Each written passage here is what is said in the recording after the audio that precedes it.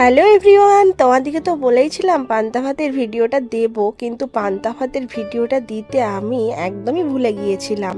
তাই বেশ দেরি হয়ে গেল, ভাবলাম চলো দিয়েই ফেলি। এখানে যেগুলো বানিয়েছিলাম তোমাদেরকে সেটাই দেখাবো এখন।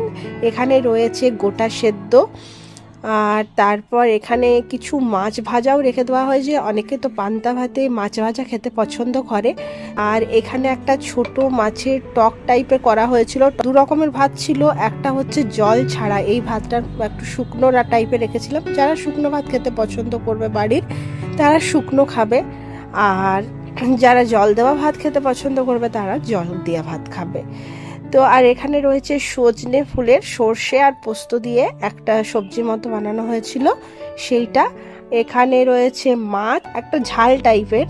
তো আর এখানে সেই জল দেওয়া ভাত। আর এখানে রয়েছে বিভিন্ন ভাজা ভুজি, যেমন আলু ভাজা, বেগুন ভাজা, শিম ভাজা, আর তলে নারকেল ভাজাও রয়েছে। তো সেগুলো তো এত ছোট হয়ে গেছে আর দেখাই যাচ্ছে না। এখানে রয়েছে বাঁধাকপির সবজি।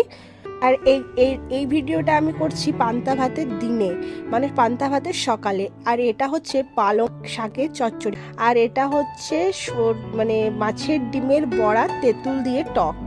তো এই যে এগুলো বানানো হয়েছে, এইগুলো সরস্বতী পুজোর দিনেও আমরা সমস্ত কিছু খেয়েছি। হ্যাঁ, তো ওই জন্য কিছুটা, মানে যতটা রান্না হয়েছিল ততটা অনেকটাই শেষ হয়েছে আগের দিনে, যেহেতু সবটা খেয়েছি। আর বাকি এখন পান্তা ভাতের দিনে এগুলো খাওয়া হবে।